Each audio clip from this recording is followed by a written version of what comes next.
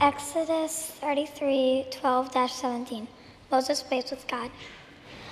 Moses said to the Lord, "Look, you have been telling me, lead these people forward, but you haven't told me whom you will send with me. Yet you have assured me, I know you by name, and I think highly of you.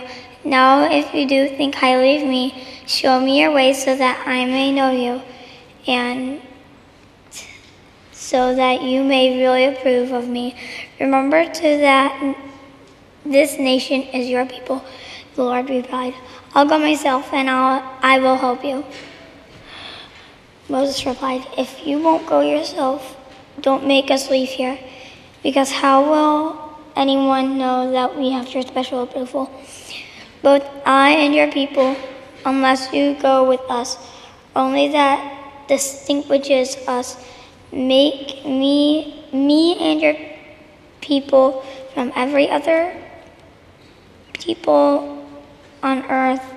The Lord said to Moses, "I'll do exactly what you've asked me because you have my special approval, and I know you by name."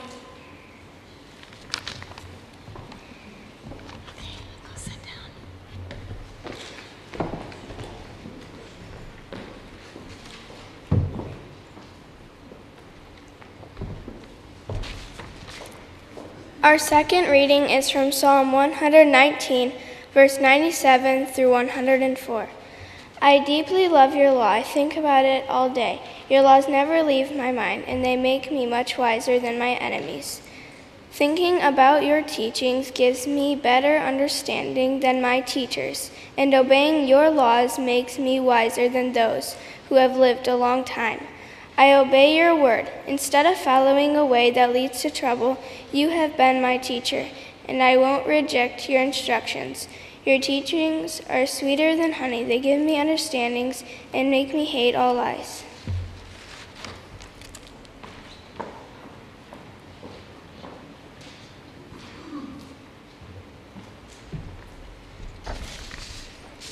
Our third reading is from Luke chapter 18, verses 1 through 8. Jesus told his disciples a story about how they should keep on praying and never give up. In a town there was once a judge who didn't fear God or care about people. In that same town there was a widow who kept going to the judge and saying, "Make sure that I get fair treatment in court." For a while the judge refused to do anything. Finally he said to himself, "Even though I don't fear God or care about people, I will help this widow because she keeps on bothering me. If I don't help her, she will wear me out."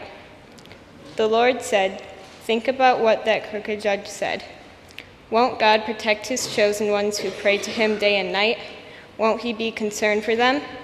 He will surely hurry and help them. But when the Son of Man comes, will he find on this earth anyone with faith?"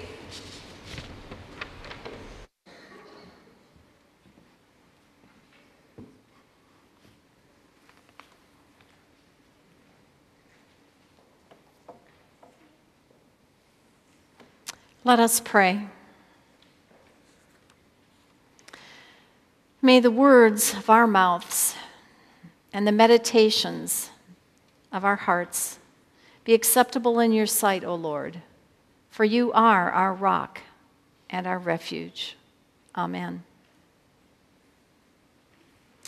The parable that Mallory just read can be pretty perplexing and a bit baffling. Sometimes that parable is called the story or the parable of the persistent widow. And sometimes it's called the parable of the unjust judge. And you know, when you think about it, neither perspective, neither title is really very satisfying at all. If we focus our attention on the judge, he presents in the story as sort of a self-proclaimed cynic when it comes to humankind, but also when it comes to God. The judge doesn't seem so much to like the widow, but rather he becomes fed up and tired of her persistence. So he just gives in. Seemingly not sticking at all to his principles, he just wants her to get out because he's been worn down. And if we read the story from the perspective of the widow, in the original Greek, it would seem that she's not quite as sympathetic as we like to imagine. If we dig deeper into the whole picture, it may be that this woman was more than persistent. It would seem that she was not, as one preacher put it, a feeble little old lady hobbling behind the judge on her foldable walker. And I got to admit, that image kind of caught my attention right now. Shaking her bony finger at the judge at his backside and saying, "Now you listen to me, young man." So if we read the story, her story, alongside the words of the judge, it would seem that she was quite demanding, and she was getting in his face, figuratively, but maybe even literally, by giving him a black eye. Now, I kid you not, that is what the Greek implies when you read it, this story in the Greek, a black eye. So what is the parable saying then? Or what is it not saying? And how does this parable fit at all with the theme of Children's Sabbath, with its focus on ending poverty for children here in the United States? I don't think the parable is saying that we're supposed to pester God like the widow pestered the crooked judge, to pester God until God gives in and does our bidding. Does really God answer our prayers just to get us to sit down and be quiet?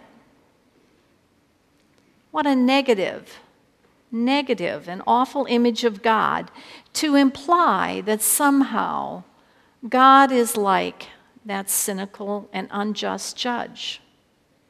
So one interpretation, another one, is that the whole point of the parable is that God is not like the judge at all, but instead God is just and loving and a God who does not delay when the chosen ones cry out, and who quickly grants justice to God's children. But there's a problem with that argument too, because the answer and that argument doesn't always fit with our lived experience. Too often, God does delay. Too often, our most fervent prayers for healing or for justice, for peace, for joy, for food, for the basic necessities that children need, go unanswered. And so I wonder if this parable isn't about God at all. As someone said, I wonder if it's about us, and how we listen to the needs of others. This week, I've been haunted by the statement of a pastor who wrote in Christian Century. She said this: "We can be forgiven for failing to recognize the pain that another person experiences as the result of some injustice when they may not have a voice to speak their own sadness." But maybe there's no forgiveness when we choose not to hear and turn away from another's pain. Injustice comes with so many alibis, so many excuses. And her words, they haunt me. I'm haunted too by a news story that I saw last weekend, not this weekend, but last weekend that I watched in TV. A reporter was in northern Syria, and while he was there, he was reporting from a makeshift hospital. He interviewed a mother and her 7 or 8-year-old daughter who had just had one leg blown off from the violence of war.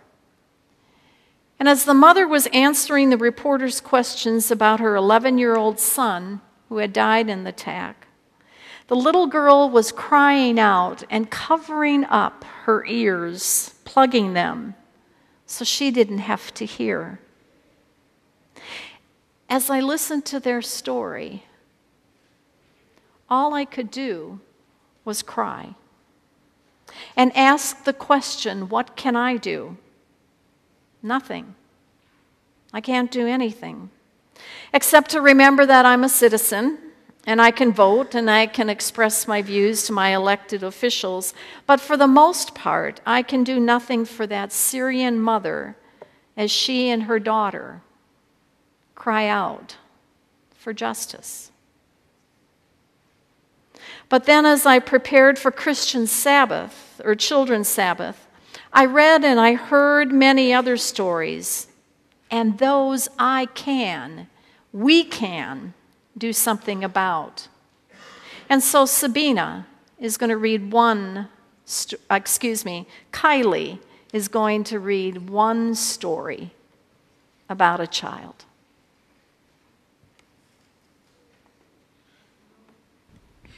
No place to call home. We slept in the car. We had to because we had no home. I slept in the back seat. My sister laid in the front. My mom laid in the front. Her head was back. My sister's head was on the side. I laid flat. We went to IHOP and we only got one pancake and we shared it. That was our breakfast. Jasmine, age 7. Thank you. Thank you. One story, one child, one family here in the United States. This week, as I was talking with a few folks about Children's Sabbath and the emphasis this year on ending childhood poverty in the United States, I was reminded of a news story that was on all the channels back in September, and some of you may have heard it. It was the story about a little boy from Ohio, about 10 years old, and I think if I remember right, it was sort of a small, rural Ohio town. And he was living and his siblings with his grandparents who were raising them. Don't know why mom and dad weren't able to, but they weren't. One school day, and it happened to be his birthday, he walked into the cafeteria to see what they were serving, and lo and behold, on his birthday, they were serving his favorite lunch, breadsticks with marinara sauce. Yum, that was his favorite lunch. Well, he thought he'd gotten an early birthday present. How lucky could he be? It was a real treat. He went through the line, the cooks put the food on his table, and he got to the end of the line and the checkout, where he was told that he had an outstanding school debt, lunch debt. So someone behind the line reached over, took his food, dumped it in the trash, and handed him a cheese sandwich. Lunch debt. Lunch debt. Imagine. Sabina, another story.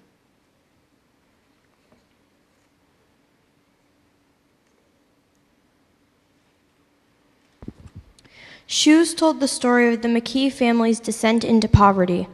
Those of Skylar, 10, and Zachary, 12, were falling apart, tops flopping loose over the warm remnants of soles from which they have largely detached. Their sister, Jordan, 14, wore the varsity coach's shoes when she played volleyball at school. Less visible was hunger. The children and their parents, Tanya and Ed McKee of Dowagiac, I don't know how to pronounce that, Michigan, sometimes went without food when Ed's unemployment insurance ran out and the family was not yet receiving food stamps. Skylar said he gave his birthday money he got at church to his mom for groceries, and I told her she didn't have to pay me back. Skylar confided that sometimes his stomach growled. It's hard, not easy like it was before when we had money and could do stuff. Now we don't go anywhere. Sometimes we don't have food and we just don't eat. Their mother, Tanya, shared, Ed and I went hungry some nights so we could feed the kids. A lady here in town has bought us food several times and went shopping for us several times, and our parents helped when they could. Otherwise, we don't know where the next meal would come from. One of my friends brought over some cereal and milk one day, and the boy said, "Wow, we get cereal." Wow, we get cereal. Sabina and Kylie today giving voice to some of the children in the United States. This week, as we talked about this and other stories, and remember that every one of those children that the stories were read, everyone has a story. And I read, too, about a realtor in Jupiter, Florida, who heard the story, not about maybe about the Ohio town, but he checked about what was going on in Jupiter, Florida, found out there was lunch debt there. So he dug into his pockets that were deep, and he paid off the debt. So every child gets a lunch, like every other kid. Now, we may not be able to dig as deep as that realtor in Florida, but we can do something. This week, I made calls to all 3 school districts in our area, Bay City, Bangor, and Essexville. Bay City, I come to find out, already has what's called lunch angels when I talk to their food services person. And every year, there are some lunch angels in Bay City that pay down that debt so that there is no lunch debt in the Bay City schools. Or as she said to me, it's so low. She said, you check on the other schools because they probably need it more than we do. So I called Bangor. Bangor has about $800 worth of debt right now. By the end of the year, if it's like last year, they had about $2,000 worth of debt. But again, they felt blessed that they only had $800 worth of debt. None of these schools, by the way, do the cheese sandwich thing. Not a one of them. Every kid gets the same lunch. The debt just is there. Essexville, on the other hand, believe it or not, $7,000. $7,000 of school debt. And I asked why, and she knew I was going to, so she's prepared to talk about it. But it's because in Essexville, there's a group of people that are in that free lunch program because they're below poverty.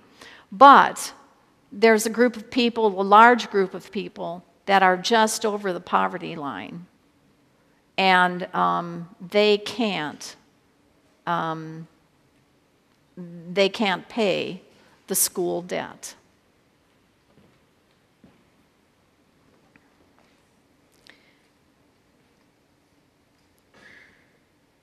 And so these are some of the children when we think about living in poverty. There's a slide that for some reason isn't coming up right now, and I may have passed over it. Let me see if I can find it on the side. There it is.